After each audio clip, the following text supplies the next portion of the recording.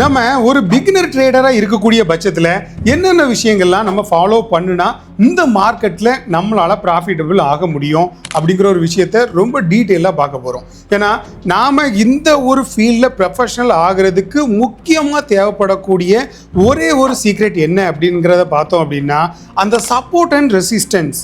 இந்த ரெண்டு விஷயம், அதாவது சப்போர்ட் அண்ட் ரெசிஸ்டன்ஸ்னு சொல்லுவோம், இல்லைன்னா சப்ளை அண்ட் டிமாண்ட் ஜோன் அப்படிங்கிற மாதிரி சொல்லுவோம். இந்த ரெண்டு ஜோனுகளும் உங்களுக்கு ப்ராப்பராக வரைய தெரிஞ்சாலே ஓரளவுக்கு இதில் நீங்கள் ஜஸ்ட் பாஸ் ஆகிடலாம்.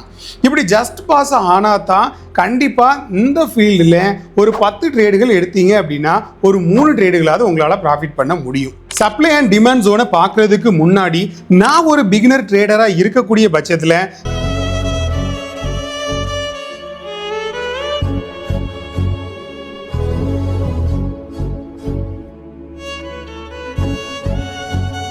நானும் நிறைய கஷ்டங்கள் எல்லாமே அனுபவிச்சு தான் இந்த ஒரு ஃபீல்டில் ப்ரொஃபஷனல் ஆனேன். இதுக்கு முன்னாடி என்னோட ப்ரொஃபஷனல் வேற, நான் பட்ட கஷ்டங்கள் வேற, இது எல்லாம் தாண்டி தான் இந்த பிரைவேட் லிமிடெடுங்கிற ஒரு ரேஞ்சுக்கு நானும் ட்ராவல் பண்ணி வந்திருக்கிறேன். ஆனால் இதில் எனக்கு கிட்டத்தட்ட ஒரு 8 வருஷங்கள் நான் வேஸ்ட் பண்ணியிருக்கிறேன். ட்ரேடு படிக்காமல் மேனுவலாக எல்லா விஷயங்களும் நாம் கற்றுக்கலாம், எல்லா விஷயங்களும் நம்ம பண்ணிடலாம் அப்படிங்கிற ஒரு கான்செப்டில் வேஸ்ட் பண்ணி தான் இந்த ஒரு ட்ராவல் ஜேர்னியில் இவ்வளோ லேட் ஆகி போச்சு. ஆனால் இந்த ஜேர்னியில் உங்களுக்கு லேட் ஆகக்கூடாது அப்படிங்கிற மாதிரி நினச்சிங்க அப்படின்னா மறக்காமல் நம்மளோட ப்ரைவேட் ட்ரைனிங்கில் ஜாயின் பண்ணிக்கோங்க.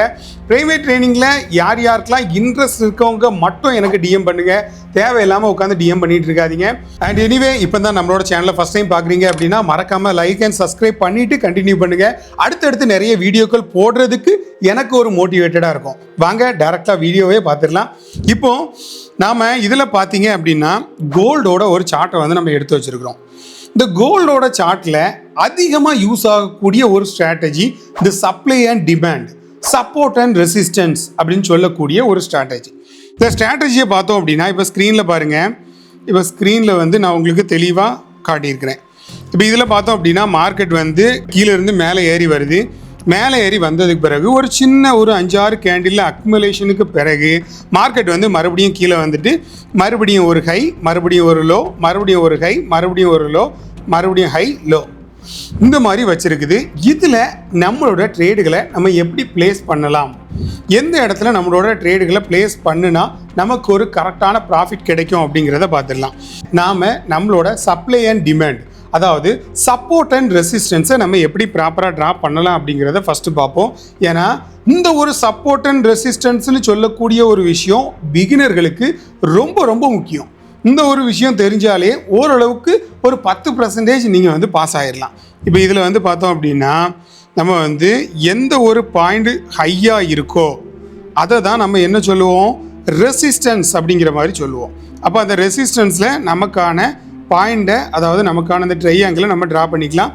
இது ரெசிஸ்டன்ஸ் அப்படிங்கிற மாதிரி சொல்லுவோம். அதாவது நமக்கான சப்போர்ட் எதுன்னு பார்த்தீங்க அப்படின்னா மார்க்கெட் எந்த இடத்துல அடுத்ததாக ஒரு லோ பாயிண்ட் வச்சுருக்குதோ அதுதான் சப்போர்ட் அப்படிங்கிற மாதிரி சொல்லுவோம். அப்போது இந்த மார்க்கெட்டில் நம்ம ரெசிஸ்டன்ஸ் வரைஞ்சாச்சு, சப்போர்ட் வரைஞ்சாச்சு, 2 விஷயம் வரைஞ்சாச்சு. இப்போ இதில் நல்லா யோசிச்சு பாருங்கள். மார்க்கெட் கீழே இருந்து அப்படியே மேலே வந்திருக்குது, இந்த லோ வரைக்கும் வச்சுருக்குது. இதுக்கு பிறகு இருக்கக்கூடிய விஷயங்கள் நமக்கு தெரியாது அப்படிங்கிற மாதிரி வச்சுக்கோங்க. அப்போது இது வரைக்கும் மார்க்கெட் வந்ததுக்கு பிறகு நமக்கு என்ன ஆகுது, மறுபடியும் மார்க்கெட் மேலே போகுது, அதுக்கு பிறகு மார்க்கெட் கீழே வருது. அப்போ கீழே வரும்போது சார் நீங்கள் வரைஞ்சிருக்கக்கூடிய அந்த சப்போர்ட் லைனை பிரேக் ஆகிட்டேன் சார் அப்படிங்கிற மாதிரி நம்ம எடுத்தோம் அப்படின்னா கண்டிப்பாக எந்த ஒரு பிரேக் அவுட்டாக இருந்தாலும் நமக்கு ரீட்ரேஸ்மெண்ட் அப்படிங்கிற ஒரு விஷயம் ரொம்ப ரொம்ப முக்கியம். அந்த ஒரு ரீட்ரேஸ்மெண்ட்டுங்கிற ஒரு விஷயம் ப்ராப்பராக இருந்தால் மட்டும்தான் இந்த பிரேக் அவுட் ரியல் பிரேக் அவுட்டா இல்லை ஃபேக் பிரேக் அவுட்டா அப்படிங்கிறத நீங்கள் கண்டுபிடிக்க முடியும். இப்போ மார்க்கெட் நல்ல முறையில் டவுன் ட்ரெண்டில் பிரேக் ஆகிருக்கு. அதுக்கு பிறகு நம்ம கொஞ்சம் வெயிட் பண்ணி தான் ஆகணும்.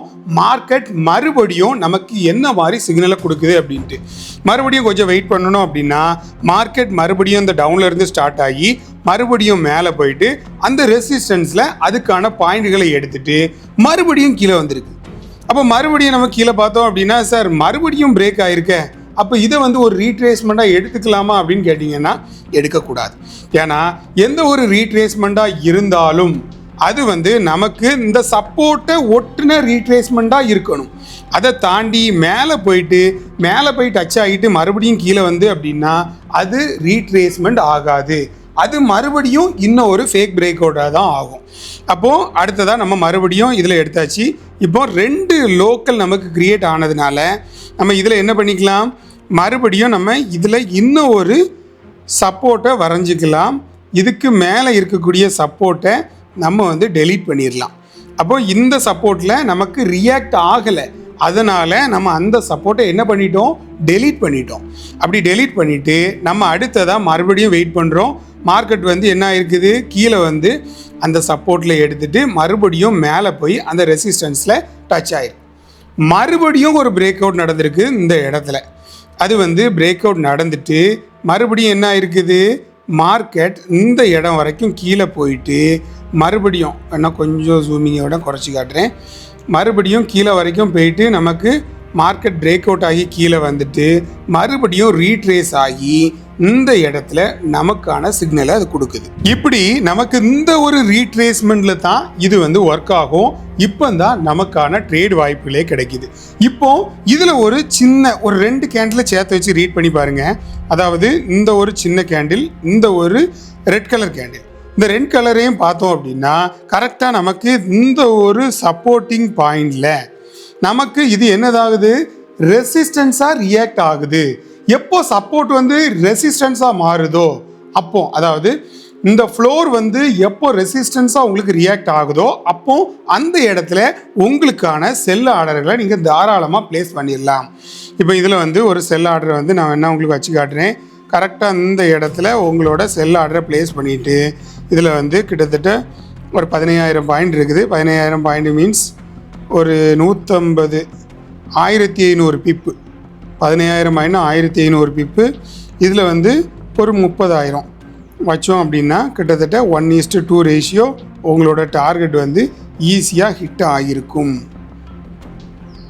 இல்லை 1:1 ரேஷியோ அந்த ரேஞ்சிலையாவது நீங்கள் வந்து உங்களோட டேக் ப்ராஃபிட்டை நீங்கள் எடுத்துக்கலாம். ஏன்னா எல்லாருக்குமே நான் வந்து ப்ரைவேட்டாக சஜஷன் பண்ணக்கூடிய விஷயம் என்ன அப்படின்னா, நமக்கு வந்து எப்போ நீங்கள் ஒரு ட்ரேடை ப்ளேஸ் பண்ணினாலும் ட்ரேடை ப்ளேஸ் பண்ணதுக்கு பிறகு நீங்கள் வச்சுருக்கக்கூடிய ஸ்டாப் லாஸ் லெவலுக்கு மார்க்கெட் ப்ராஃபிட் கொடுத்தது அப்படின்னா ஒரு பொசிஷனை க்ளோஸ் பண்ணிக்கோங்க, மீதி இருக்கக்கூடிய பொசிஷனை ஹோல்டு பண்ணிகிட்டே வாங்க. அப்படி ஹோல்டு பண்ணிட்டு வந்தீங்க அப்படின்னா நல்ல மாதிரி நிறைய ப்ராஃபிட்டுகள் உங்களுக்கு இந்த மார்க்கெட்டில் கிடைக்கிறதுக்கு வாய்ப்புகள் இருக்குது. இந்த மாதிரி எல்லா விஷயங்களுமே நீங்கள் ஒரு ப்ரொஃபஷ்னலாக நிறைய விஷயங்கள் கற்றுக்கிட்டால் மட்டும்தான் இது எல்லாமே ப்ராப்பராக பண்ண முடியும். நாம் ஒரு பிகினராக இருக்கக்கூடிய பட்சத்தில் நாம் நிறைய விஷயங்கள் இந்த மார்க்கெட்டில் கண்டினியூவாக படித்தா மட்டும்தான் நாம் இந்த ஒரு ஃபீல்டில் கண்டினியூவாக நிற்க முடியும். அது வரைக்கும் ப்ராக்டிஸ் எடுத்துகிட்டே இருங்க, நிறைய ப்ராக்டிஸ்கள் எடுங்க. யாராவது ஒரு மென்டாரை ஃபாலோ பண்ணுங்கள். அவங்க மூலியமாக கிடைக்கக்கூடிய விஷயத்தை நீங்கள் கோத்ரூ பண்ணி அதை ஒரு நாலேஜாக நீங்கள் கெயின் பண்ணி அதில் ப்ராக்டிஸ் எடுங்க. நீங்கள் 1க்கு 100கணக்கான சேனல்களை ஃபாலோ பண்ணி அவங்க தரக்கூடிய சிக்னலை வாங்கி ட்ரேட் பண்ணி அதில் லாஸ் ஆகி மன உளைச்சல் ஆகி ட்ரேடிங்கே வேண்டாம் அப்படின்னு விட்டு போகிறத விட நீங்கள் வந்து உங்களோட நாலேஜை ஃபஸ்ட்டு நீங்கள் கெயின் பண்ணிக்கிட்டீங்க அப்படின்னா இந்த ஃபீல்டில் நீங்களும் ஒரு ப்ரொஃபஷனல் ஆகலாம். நாம் ஒரு பிகினராக இருக்கக்கூடிய பட்சத்தில் தயவு செஞ்சு அவசரப்பட்டு உங்களோட பணத்தை எந்த ஒரு புரோக்கராக இருந்தாலும் அதில் கொண்டு டெபாசிட் பண்ணாதீங்க. எல்லா விஷயங்களும் நீங்கள் கற்றுக்கிட்டு நிறைய விஷயங்கள் படித்ததுக்கு பிறகு அந்த மார்க்கெட்டை டெபாசிட் பண்ணுங்கள், யூஸ்ஃபுல்லாக இருக்கும். டாக்டரே படிக்காமல் போய் ஆப்ரேஷன் தேட்டரில் நிற்கிறதுக்கு சமம். நீங்கள் அதில் டெபாசிட் பண்ணிங்கன்னா டாக்டரே இன்னும் சீட்டு கிடைக்கல, ஆனால் ஆப்ரேஷன் தேட்டரில் போய் நான் ஆப்ரேஷன் பண்ணிடுவேன் அப்படிங்கிற ஒரு கான்ஃபிடென்ட்டில் நீங்கள் நிற்கிறீங்க. ஆனால் என்னைக்கு இருந்தாலும் நமக்கு லாஸ் தான் வரும். அதனால் எல்லா விஷயங்களும் ப்ராப்பராக கற்றுக்கிட்ட பிறகு நீங்கள் இந்த மார்க்கெட்டில் இறங்குங்க. நீங்களும் ஒரு ப்ரொஃபஷனல் ஆகி நீங்களும் லேக்ஸில் சம்பாதிக்கலாம். Until then, thanks for watching FX Mangold.